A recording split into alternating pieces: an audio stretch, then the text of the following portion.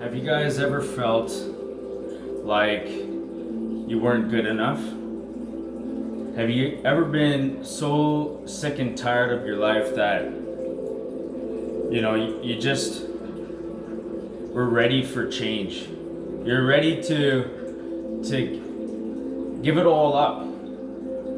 Friends, family, relationships, your old self, your old personality. Have you ever challenged yourself to change who you are? Have you ever been able to become a new person? Well, it's possible. A lot of people say, this is my personality, this is who I am. No. Our realities are all based off of paradigms, old memories, old programs. Yes, there are mentors and coaches and teachers and doctors that teach this, but when you put it into perspective, it's all relatable. And I'll tell you, Dr. Joe Dispenza talks great about this. I'm just reiterating. So I take information from hundreds of people, like Tony Robbins says.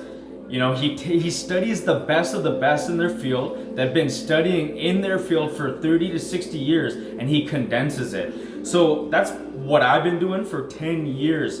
I've been studying him, the man that's been studying people that all they do is read and study, and he's condensed it. So imagine if we can take what Tony Robbins has done or what Bob Proctor has done and just take that wisdom and understand it, respect it, and live this way. Robin Sharma, Dr. Joe Dispenza, Bruce Lipton, all these amazing people. There's so many names, okay? There's so many names you can throw. But if you just take the ideas and concepts from people and not stick to one idea, you can take your perspective and bits and pieces what works for you. I've always said, copy the best to become the best. It doesn't mean you're becoming that person. You're just copying, mimicking that style, mirroring that style, so you can actually understand other traits and other techniques and other ways. Every company that I've worked for, I've started from the bottom and I worked my way to the top within a month. I've always become number one, the top in the company. It's all with this mindset. I've been this way since I was 18 years old. It's a bit of a catch-22 because I would get fired from every job too, because I was defined. I was always against authority. I didn't like to be disrespected. I didn't swallow my tongue. I didn't bite my tongue. I never allowed anybody to talk to me that way. I always earned my respect, showed respect, and received respect. But when people disrespect you, even if you're up at the top, my driving force for income wasn't just for money. Not just for feeding my family, not just for feeding myself and hitting those targets. Yeah, I did all of that. But as soon as it's not your love and your passion and your drive and you're getting disrespected, I ended up following my dream, my passion, just moving past that. Said, you know what, my self-worth is much more important than swallowing my tongue, brushing things under the carpet, and just abiding by society's rules and the government's rules and the company and the schools. So I teach this stuff. I talk because I live it. I live from experience. So what I'm saying is, whatever you take from this, just take an idea. And I'm just sharing all my ideas that I've taken from so many people. Like, for example, here's another example. Reading.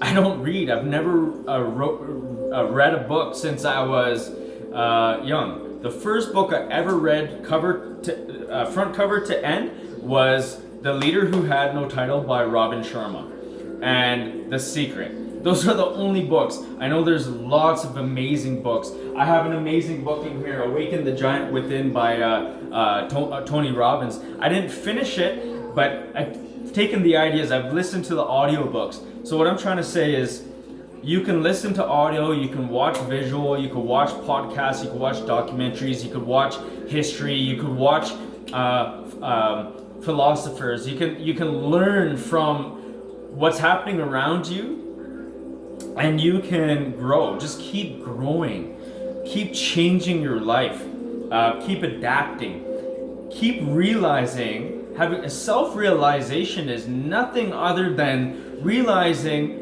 thinking of a thought and then thinking how you are portraying that thought, whether you're going to come out of it positively or negatively, and you're thinking of your own thoughts. That's self-realization. It's not happening overnight. It's happened all our lives, but do we listen? Do we pay attention to the little whispers? The first time I heard someone talking about a whisper, I know a lot of people talk about, but Oprah Winfrey, a long time ago, she said, listen to those whispers. They'll always whisper to you, and it's not always loud, but are you listening? And I realized I don't want to be at the end of my road. I don't want to end up dying with my music still inside. I don't want to die regretting what I could have, should have done. I could have been better. I should have changed my life. I could have learned how to respect people. I was such a negative person. There's people that know me, and where I've come from to where I'm heading is night and day. This video has no structure, which is fine. I'm not one that goes by that. I have structure in my mind, but when I spit it out, I just say things. I just speak. I teach wisdom to my children. I've been able to raise my children with insights, with brilliance, with affirmations, with love, with prosperity, with being grateful, saying thank you first thing in the morning. All these things that we should be all doing. I'm just gonna tell you straight, videos, they're not precaution about what they say. So why should I be? So, first thing you gotta do is when you wake up in the morning, honestly, before you open your eyes, when you realize you're waking up, your spirit's waking up, say thank you. Just say thank you. When you study this and you understand the reason why you're saying thank you, it's not because you're mad at your wife or you're mad at your kids and you're trying to discipline them. You never sleep with your emotions inside.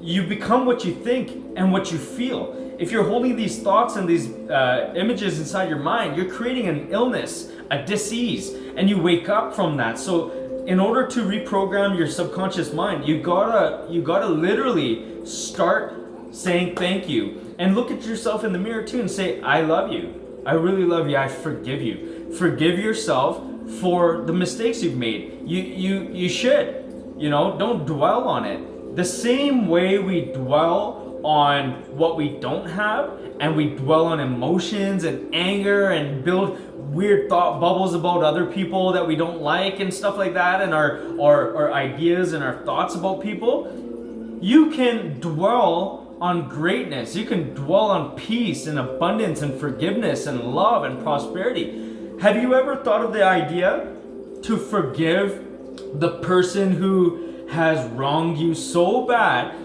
they've affected your life, have you ever thought, the person who, let's just say, you were molested or raped, have you ever thought that you would be able to send love and forgiveness to that person? But that's how specific you have to be. That's how intense it is. Seriously, the people who have hurt you in your life, the people who have affected you, the people who put you down, your ex-wife, the divorce, the kids who left your life, the wrong you've done, the things you've done to this world, society, people in your life. Have you ever forgiven, looked at yourself in the mirror and forgiven yourself and brought in love and compassion and abundance into your life and sent that frequency to them and honestly sent them that love and frequency? If you haven't, that's called blockages. And that's how we cannot overcome our paradigms and our subconscious belief systems. These are things that people are teaching and people are spending money on, thousands of dollars just to learn step-by-step details. I've been teaching this recently for free. I'm honestly, I was 220 pounds last year. All of last year, all of the year before, and all of the 10 years before that. I was 185 to 200 pounds and higher all that adult life. And you know what that was? It was illness, sickness, blockages, back pain, body pain, subconscious beliefs, thought processes, negativity, sweating, like feeling sick all the time, coughing. I was always taking pharmaceuticals, drugs. I was always thinking, oh, I need McDonald's, I need sugar, I need sweet, oh, I should have some munchies. That's all stems from your gut and your brain. It's all connected, you know? So once you start learning how to influence your life and being sick and tired of being sick and tired, we can start taking action. Before I keep talking about everything, this video would go so long and forever, but I just want you to take from this, you know, just think of your thoughts you're thinking and say shut up to those thoughts and take action. Shift your mind. You know, don't have to, you know, I respect all the teachers out there that say, come take my master class, come do this, come do that. Possibly one day I'll have that, and that's brilliant, that's great. But you know what? I'm just telling you all, you guys have an intelligence, we have an ability, we have this thing that's inside called our life force, our spirit. It's hungry for more. You know, we're never gonna progress if we don't make progress. We're never gonna. These things didn't come to me easily. It came to me over time, you know? Yeah. Fortunately, I had to have a car accident. I had to go through life support. I had an awakening. I had to go through that. But trust me, it wasn't easy. I relapsed. I still went back and did the drugs. I still went back and drank, and I still drove, and I still, was on the highway. Like, I still made mistakes. I still treated people with disrespect.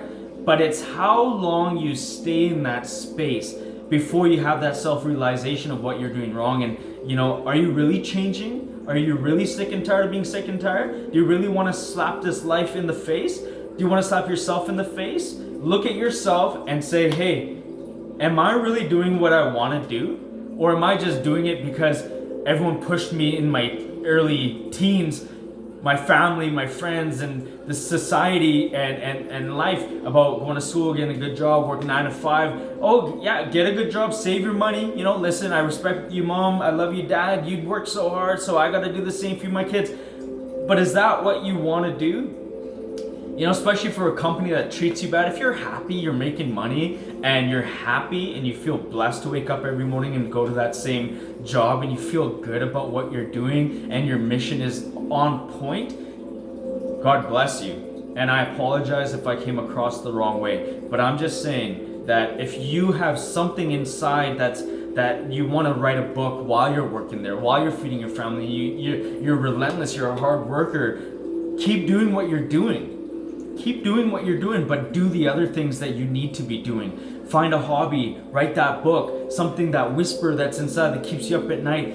Focus on it, meditate on that. It's spirit, it's your subconscious, it's universe. We're one with God. We are. Everything that comes out of your mouth after I am tired. Well, yeah, okay, your wish is my command. You're gonna be tired. Sure, okay, you're tired. I'm hungry. You know what? We're not designed to eat 3 times a day. We just become so programmed to being comfortable. Okay, we have to have breakfast, lunch, and dinner. Okay, breakfast is this, lunch is this, dinner is this. These are breakfast items. Okay, we wake up in the morning, we got to get out of these programs. You know, when I started doing this, that's what opened me up. That's what the research started coming to me, thoughts, ideas started coming to me. I lost the weight. I lost the weight off here. I forgave. I sent love. Anyways, I wanted to make this because this is what I do. Nobody sees me do this. I don't make videos. I do this every day. I do this in my life. This is how I talk to my kids. This is how I speak. This is who I am. And I realized it, and I didn't want to die with it inside.